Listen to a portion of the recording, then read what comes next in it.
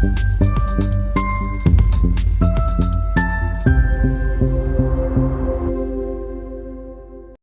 asul na sapatos.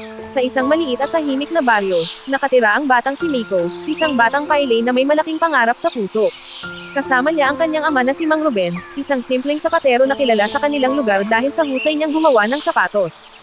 Araw-araw, habang nakaupo si Miko sa gilid ng kanilang maliit na bahay, pinapanood niya ang kanyang ama. Maingat nitong tinatahi ang balat, sinusukat ang sukat, at nilalagyan ng disenyo ang bawat sapatos na tila obra maestra. Sa tuwing may bumibili ng magagandang sandal at sapatos, napapangiti si Mang Ruben.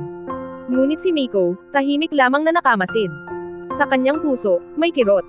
Ang gaganda ng ginagawa ni tatay, pero bakit wala man lang para sa akin? Bulong niya sa sarili.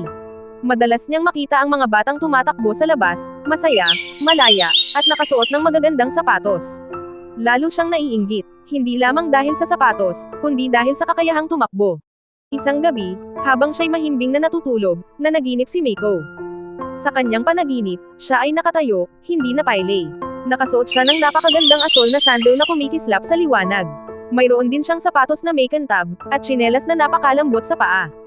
Sa panaginip na iyon, tumatakbo siya. Tumatawa, malaya. Ang saya pala, sambit niya habang umiikot sa malawak na parang. Ngunit bigla siyang nagising, at muli, bumalik ang realidad. Isang tahimik na buntong hininga ang kanyang pinakawalan. Lumipas ang mga araw, at patuloy ang buhay nila. Tahimik si Mang Ruben, hindi palaimik, ngunit laging abala sa kanyang trabaho. Hindi man niya madalas sabihin, ramdam ang pagod sa kanyang mga kamay. Hanggang isang araw, biglang nagkasakit si Mang Ruben. Sa kabila ng hirap, pilit pa rin siyang bumabangon para magtrabaho. Ngunit dumating ang gabi na tuluyan na siyang nanghina. Sa huling sandali, hinawakan niya ang kamay ni Miko.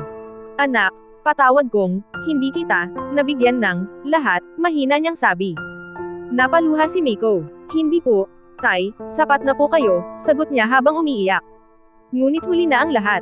Pumanaw si Mang Ruben na may ngiti sa labi. Lumipas ang ilang araw ng pagluluksa. Habang naglilinis si Miko ng kanilang bahay, napansin niya ang isang lumang ball sa sulok ng silid ng kanyang ama. Hindi niya iyon napapansin noon. Dahan-dahan niya itong binuksan. At laking gulat niya sa kanyang nakita. Sa loob ng ball ay naroon ang maraming pares ng sapatos, iba't ibang disenyo, kulay, at laki. Mayroong makintab na sapatos, malalambot na tsinelas, at isang asol na sandal. Nanginig ang kanyang mga kamay. Kinuha niya ito at napaluha. Ito yung nasa panaginip ko. Mas lalo pa siyang naiyak nang mapansin niya ang kakaibang anyo ng mga sapatos. Ang bawat pares ay ginawa ayon sa kanyang paa, isinasaalang-alang ang kanyang pagiging pailay. May mga strap na espesyal ang pagkakagawa, may sukat na akmang-akma sa kanya, at may disenyo na siguradong magiging komportable siya. Doon niya napagtanto ang lahat. Hindi pala siya kinalimutan ng kanyang ama. Sa halip, matagal na siyang pinaghandaan. Araw-araw, habang iniisip niyang hindi siya napapansin, ang kanyang ama pala ay lihim na gumagawa ng mga sapatos para sa kanya, pinag-iisipan, pinaghihirapan, at pinupuno ng pagmamahal.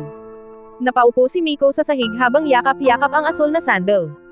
Patawad po, Tay, hindi ko po nakita kung gaano ninyo ako kamahal, umiiyak niyang sambit. Mula noon, unti-unting sinuot ni Miko ang mga sapatos na iniwan ng kanyang ama. Sa bawat hakbang, dama niya ang pagmamahal nito.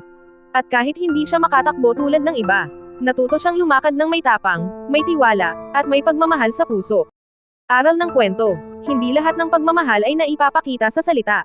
Minsan, ito ay tahimik, ngunit totoo, malalim, at walang kapantay.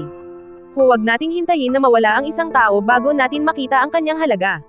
Dahil ang tunay na pagmamahal ay nararamdaman kahit hindi sinasabi.